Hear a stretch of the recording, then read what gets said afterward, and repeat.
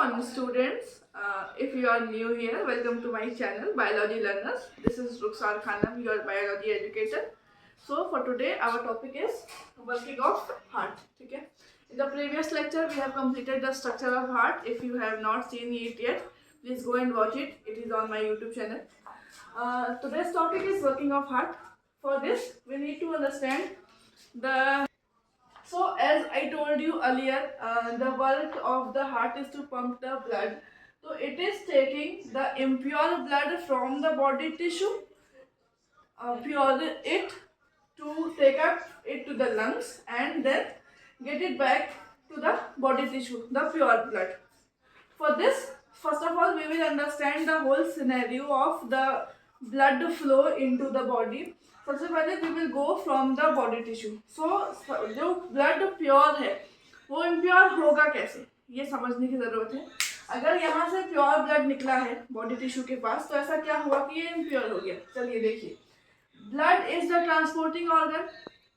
तो जो भी बॉडी के टिश्यूज हैं, जो भी एक्टिविटी परफॉर्म कर रहे हैं या जो भी उनमें बायोकेमिकल प्रोसेसिंग चल रही है या रेस्पिरेशन हो रहा है, तो आपको पता है रेस्पिरेशन होता है तो कार्बन डाइऑक्साइड रिलीज होता है. और ऐसे किसी भी एक्टिविटी में जिसमें हार्मफुल सब्सटेंसेस रिलीज हो रहे हैं वो सारे कहाँ जाते हैं, आपके ब्लड में. Because blood is the organ जो सबके पास पहुँच रहा है. ठीक है, तो ब्लड के पास वो सारी इम्प्योरिटीज आती हैं from the tissues.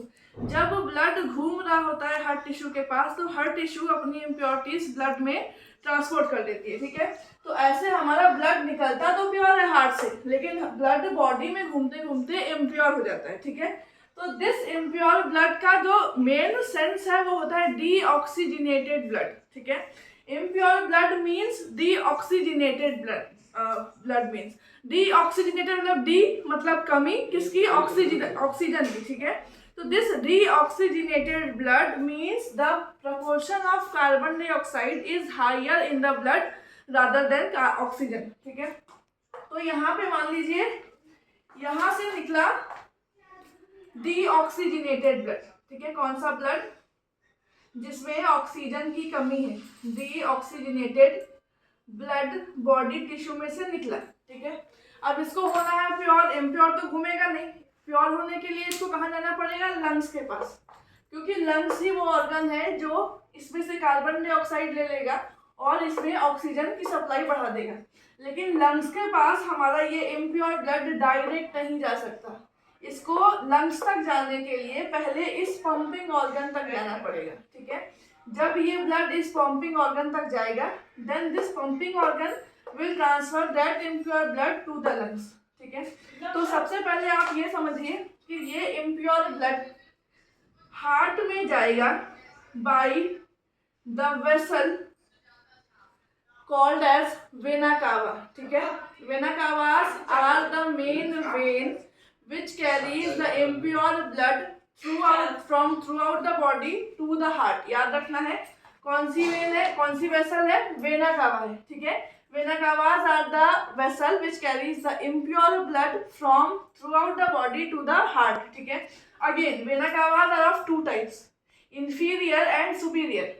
Inferior vena cava will taken up the blood, impure blood from lower portion of the body. ठीक है, and superior vena cava will taken up the impure blood from upper portion of the body. ठीक है, तो यहाँ पे हम लिख देते हैं इस चीज को कि impure blood कौन लेकर आ रहा है, वेना कावा. ठीक है, it can be inferior, it can be superior. जिस भी रीजन ऑफ द बॉडी से ब्लड आ रहा है उसके अकॉर्डिंगली इंफीरियर होगा या सुपीरियर होगा. ठीक है, अच्छा याद रखने वाली बात यह है कि बॉडी टिश्यू से, ठीक है, बॉडी टिश्यू से जो इम्प्योर ब्लड आ रहा है वो कहाँ पे खुलता है, कौन से चैम्बर ऑफ हार्ट में, राइट एट्रियम में.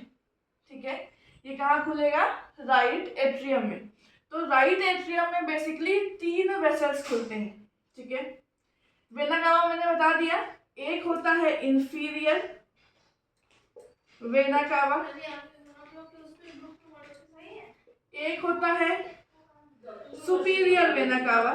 ठीक है, और एक क्या होता है, जैसे ये हार्ट भी तो एक ऑर्गन है ना, तो इसकी भी तो अपनी प्रोसेसिंग होगी, इसके पास भी अपनी बायोकेमिकल रिएक्शंस चल रहे होंगे, तो ये भी तो इम्प्योरिटीज रिलीज करेगा और इसको भी ब्लड चाहिए।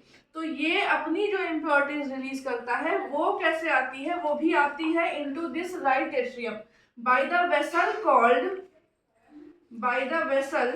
Called coronary sinus. ठीक है, ये याद रखना है आपको कि राइट एट्रियम में 3 वेसल्स खुलती हैं, एक दोनों वेना कावास है, सुपीरियर एंड इंफीरियर, और एक क्या है, कोरोनरी साइनस, जो कि हार्ट की मसल्स में से इम्प्योरिटीज लेकर आएगा, कहाँ पे, राइट एट्रियम में। ठीक है, राइट एट्रियम के पास इम्प्योर ब्लड आ गया, इसको इसके अपने पास रखना नहीं है। कोई भी चेंबर ऑफ हार्ट ब्लड को अपने पास होल्ड नहीं करता, ठीक है, ना उसको वो प्योर कर सकता है, इसके पास ऐसा कोई सिस्टम नहीं है कि वो इम्प्योर ब्लड को प्योर कर दे। ये क्या करेगा, इसका काम है इस इम्प्योर ब्लड को यहाँ तक लेकर जाना, कहाँ तक, लंग्स तक।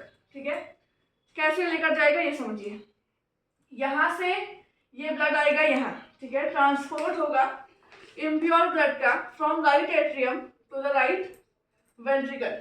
ठीक है, राइट वेंट्रिकल में जाने के लिए बीच में उसके पास पड़ेगी वॉल्स। ठीक है, वॉल्स का नाम है एट्रियो वेंट्रिकुलर वॉल्स। ठीक है, एट्रियो वेंट्रिकुलर वॉल, एवी वॉल्स। ठीक है, यहाँ पे एवी वॉल्स कितनी है, ट्राइकस्पिड है। तो जैसे ही ब्लड यहाँ होगा, ठीक है, यहाँ पे ब्लड फुल हो जाएगा, ये चेम्बर भर जाएगा, तो ये करेगा प्रोसेस ऑफ सिस्टोल। ठीक है, सिस्टोल का मतलब है ये कॉन्ट्रैक्ट करेगा, कॉन्ट्रैक्ट करने का मतलब है ये सिकुड़ेगा। ठीक है, इसके सिकुड़ने की वजह से, इसके सिस्टोल करने की वजह से इस वाली वॉल्व पे आएगा प्रेशर। ठीक है, ये प्रेशर की वजह से ये जो ट्राइकस्पिड वॉल्व है वो ओपन हो जाएगी और सारा का सारा ब्लड जो राइट एट्रियम में प्रेजेंट है वो ट्रांसफर हो जाएगा कहाँ पे, राइट वेंट्रिकल्स में। ठीक है, जैसे ही ब्लड यहाँ से यहाँ आएगा ये वॉल्व्स क्लोज हो जाएंगी। अगर ये वॉल्व्स क्लोज नहीं होंगे तो क्या होगा, अगर ये राइट वेंट्रिकल और राइट एट्रियम के बीच में जो ट्राइकस्पिड वॉल्व है वो क्लोज नहीं होंगी, तो यहाँ पे जो ब्लड भरा है प्रेशर से वापस भी तो जा सकता है, back flow of the blood भी तो होगा। तो that back flow of the blood रोकने के लिए ये वॉल्व्स फौरन क्लोज हो जाएंगी जैसे ही ब्लड इसमें से इसमें आएगा। ठीक है, अब यहाँ पे आ गया ब्लड, जैसा कि मैंने आपको कहा कि इसके पास कोई सिस्टम नहीं है कि ये ब्लड को प्योर करेगा, तो राइट वेंट्रिकल भी उस इम्प्योर ब्लड को अपने पास रखेगा नहीं, क्या करना है इसमें, लंग्स को भेजना है। ठीक है, तो यहाँ से आपका जो इम्प्योर ब्लड है वो लंग्स में ट्रांसफर होगा।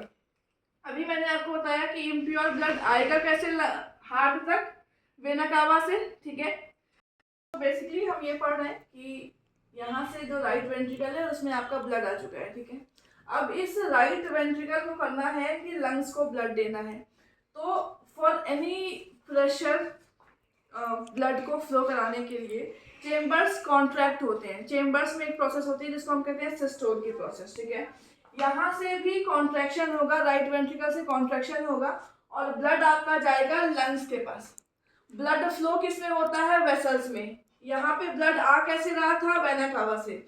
यहाँ से ब्लड जाएगा कैसे लंग्स के पास, there is a special vessel called pulmonary artery. ठीक है, you need to remember one thing कि arteries in general carries pure blood throughout the body.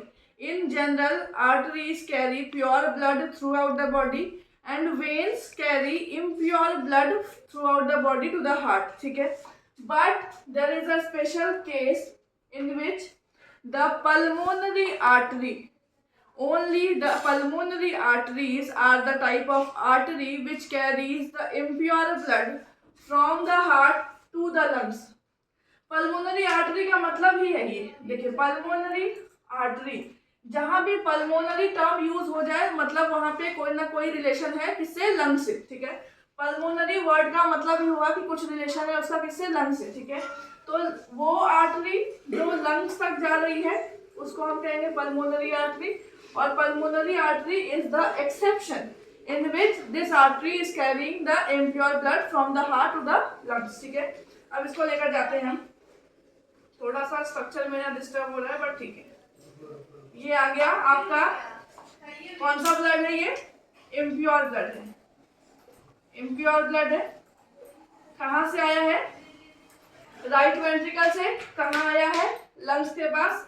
कौन सी वेसल लेकर आई है इसको, पल्मोनरी आर्टरी, ठीक है, PA लिखा है मैंने, आप समझ लीजिएगा। पल्मोनरी आर्टरी उसको लेके आई है लंग्स तक। लंग्स में क्या होगा, ब्लड आया इम्प्योर है, ठीक है, लंग्स क्या करेगा, उस इम्प्योर ब्लड को प्योर करेगा, मतलब डीऑक्सीजनेटेड ब्लड को ऑक्सीजनेटेड करेगा। डीऑक्सीजनेटेड का मतलब मैंने बताया था कि कार्बन डाइऑक्साइड की कंसंट्रेशन ज्यादा है और ऑक्सीजन की कम है, ठीक है। तो यहाँ पे लंग्स आपको पता है, lungs is the respiratory organ. Lungs का काम क्या है, ऑक्सीजन को फ्रॉम द एनवायरनमेंट इनहेल कर लेना, फिर उसको एल्वियोलाई होती है, उसके पास एक सेल प्रेजेंट होती है जिसको हम एल्वियोलाई कहते हैं, वो ऑक्सीजन को अपने पास होल्ड करके रखती है, ठीक है।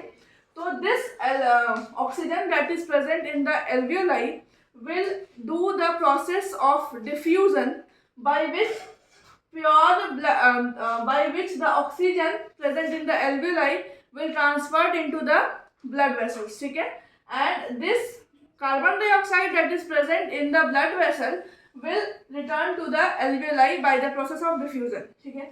अब इस प्रोसेस से ये जो इम्प्योर ब्लड था आपका, ठीक है, जो इम्प्योर ब्लड था वो कैसा हो जाएगा, प्योर, ठीक है। लंग्स में क्या होगा, इम्प्योर कैसा हो जाएगा, प्योर हो जाएगा। अब प्योर ब्लड, लंग्स के पास भी कोई काम नहीं है उसका काम सिर्फ था इम्प्योर को प्योर करना। अब लंग्स क्या करेगा, अपने प्योर ब्लड को क्या करेगा, वापस से हार्ट को भेजेगा, क्योंकि मेन काम क्या है प्योर ब्लड का, बॉडी में ट्रांसफर करना, ठीक है।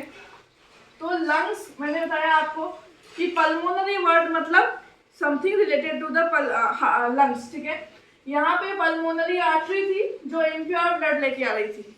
यहाँ पे आपका क्या है, पल्मोनरी वेन है। यहाँ पे क्या है, पल्मोनरी वेन है। Pulmonary word is related to exception, artery के साथ जुड़ा था, तो एक्सेप्शन ये था कि generally artery pure blood carry करती है, लेकिन यहाँ पे आर्टरी इम्प्योर ब्लड कैरी कर रही थी। तो यहाँ पे भी पल्मोनरी वेन है, pulmonary veins, generally veins carry pure blood, लेकिन पल्मोनरी वर्ड जुड़ गया है, मतलब वेन्स कहाँ से कनेक्टेड है, लंग से कनेक्टेड है, कहाँ तक, हार्ट तक। और ये क्या करती है, कौन सा ब्लड कैरी करती है, लंग्स के पास कौन सा ब्लड प्रेजेंट है, प्योर ब्लड प्रेजेंट है। तो ये प्योर ब्लड को लंग से लेकर कहाँ पर जाएंगी, हार्ट के पास। हार्ट के कौन से चैम्बर में, लेफ्ट एट्रियम में, ठीक है, ओके। लेफ्ट एट्रियम के पास ब्लड आया, वो पूरा स्वेल हो गया। अब होगा process of systole, that is contraction. For every transport of the blood from one chamber to another, the chambers of the heart will contract और do the process of systole, ठीक है। This systole will form the pressure on this atrioventricular wall, that is bicuspid wall, and ये valve आपकी open हो जाएगी systole की वजह से। एंड सारा का सारा ब्लड जो लेफ्ट एट्रियम में प्रेजेंट था वो कहाँ ट्रांसफर हो जाएगा, लेफ्ट वेंट्रिकल में, ठीक है। And after the transport of the blood in the left ventricle, this bicuspid valve will close, ताकि जो बैक फ्लो है ब्लड का वो ना हो पाए, ठीक है। अब इस चेम्बर तक आपका हार्ट आ गया, अब क्या, सॉरी, इस चैम्बर तक आपका ब्लड आ गया। अब क्या करना है, इसको कुछ नहीं करना, ब्लड को इसमें अपने पास ब्लड को नहीं रखना है, इसको करना है क्या, ट्रांसफर। कहाँ पे, बॉडी में, क्योंकि कौन सा ब्लड है ये, इसके पास कौन सा ब्लड प्रेजेंट है, प्योर ब्लड। और प्योर ब्लड कहाँ जाएगा, बॉडी में, ठीक है। तो the presence of the thickest artery और the thickest vessel, that is aorta. Aorta is present where, in the left ventricles, ठीक है। And this aorta will carry the pure blood from the heart to the body tissue, and after the passing of the blood from the aorta, this body tissue will get the pure blood. So this is it. Here we are done with the whole functioning of the heart. ये आपका काम है heart का, इस तरह से पूरी functioning होती है। आगे के लेक्चर्स में हम समझेंगे कि और क्या चीजें आती हैं आपके हार्ट में जो हमें समझने की जरूरत है। For today this is it, thank you for watching my channel.